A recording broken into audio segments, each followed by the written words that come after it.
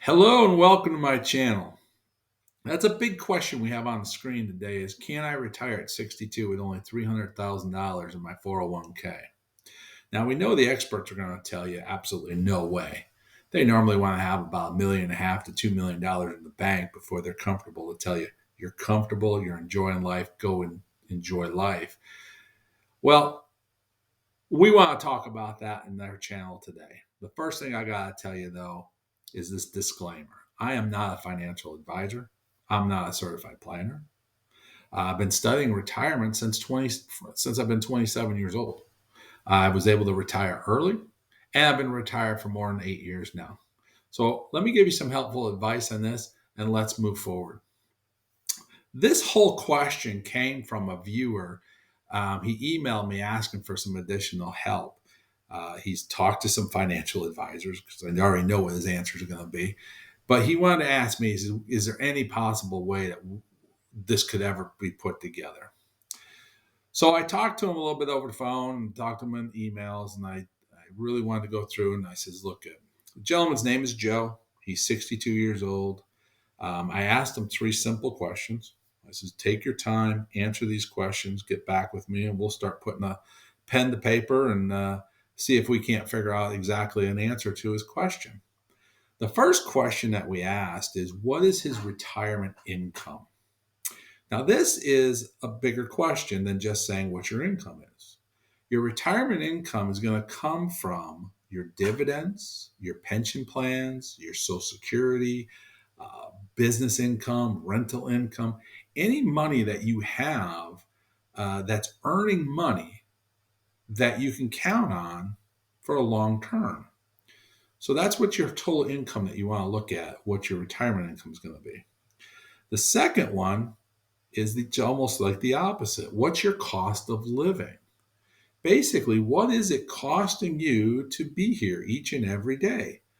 What's your light bill? What's your gas bill? What's your groceries? You have cable TV. What's that cost you? Are you going to go out to dinner? Are you going to eat out? What's that cost you? What do you have a car? Do you have a house payment? Do you have a car payment? You got the car. Is that gas costs? What's the gas going to cost you? What's your insurance going to cost you?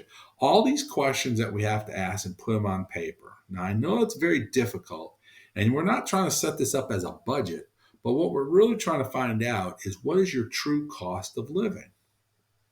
The third question is the one that a lot of people don't ask, but you need to know. And what is your plans into retirement? Do you want to travel? Do you want entertainment like golfing, hiking, boating? What is it that you really want to do?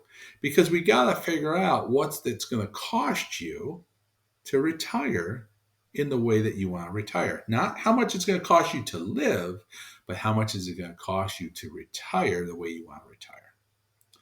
So Joe was really ready for these questions that we asked him. He took his time and put it together. And he come back and said, first off, my job pays me $60,000 a year. I've been putting money into my 401k, and it's safely invested in an account that pays about 4% return. I really have no business income, but the upstairs in my house, I rent out to a couple for about $1,500 a month. So right off the bat, I had to give Joe a little bit of kind of reality check, which is kind of simple as when you retire, you realize that $60,000 job is going to be no more. You're not going to have that constant check coming in. So we have to focus on your 401k money and your rental income.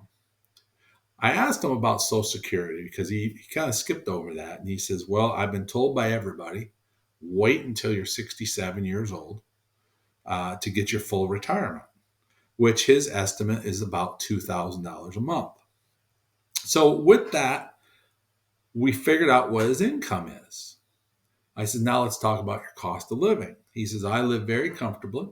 I live with about $3,100 a month or about $37,200 a year. I said, what about your house? He says, 100% paid for. I says, what about your car? 100% paid for. He had all of that dialed in because he was in planning for retirement, but he just didn't know where to go next. So then we asked that tough question.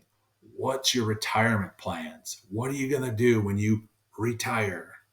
And he sat down and said first wants to be able to take some simple vacations. Once a year, see some family, friends, nothing crazy. Just really wants to be able to take those little trips. He wants to help out with his church, all supportive of that. He wants to do some basic gardening, some real basic stuff around the house. He just loves doing things in the simple fashion, simple way. And he also said very simple. And this was something that got me is he says, I don't care if when I die, I only got a couple dollars left in my pocket. I just want to make sure I still have some money to live until I get to that point. So we took that information and I said, look, let me put pen to paper. Let me come up with a plan. Let me see what we got and see if this is going to work for you. So we were able to sit down, and right off the bat, I knew we had some issues. When you have $300,000 and you're collecting 4%, basic math will tell you that's only $12,000 a year of income. He has the house rental, the upstairs, at $1,500. So let's give him another $18,000. And we're not going to take Social Security into effect yet because he didn't want to do that. But that gave him a total of $30,000 of income. Now, buzzers are going off. The buzzers are probably going off for you. His cost of living is $37,000. It basically gives him a deficit of about $7,200 from his income. So we agreed. We got an issue. I says, and if you don't do anything, you just say, I'm going to retire and do this, you're basically only going to last maybe 7 years and you're going to be basically broke. So we had to sit down and say, look, you got some adjustments we need to do. And the first thing is, I really suggest you take Social Security now.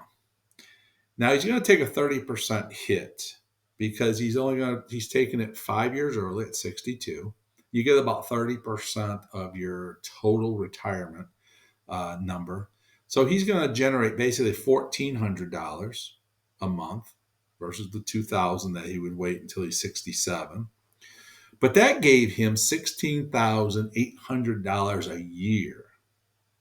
This alone will allow him to retire, but there's one thing that really bothered me was that rental income. What happens if that disappears? What happens if the people move out and now he doesn't have that rental income coming in? And so we now got to figure out how do we replace that with the 401k. And I said, your 401k is not generating enough income. It's very simple. If you're only getting 4% on your money, it's very hard to live off of. So I told him, you got to look at your money, your 401k money that you have. You got to look at that as your employees. And you're a business owner. So these employees got to do the work. They got to go out and earn you money. And your job is to manage them to make sure that they're earning the best possible return. And if they're not working hard enough for you, you got to find a better way of doing it. I asked my personal financial advisor if he could help me with this, and he laid out a few things. He says, right off the bat, Doug, he says, you got a problem. He goes, I have a safe plan set up. I did some numbers for him. He come back and says, I can get you a 7% return off of that money. Well, right off the bat, that would give him a $21,000 income. Add in the $18,000 from his rental property and add in his Social Security of $16,800. That gives him a total of $55,800 of retirement income.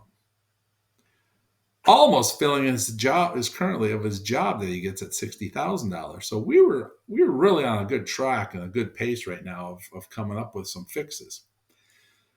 With the cost of living at $37,200, he would have a positive cash flow now of $18,600, which for Joe, he was excited, not only that he could retire, but he had some money to enjoy life with.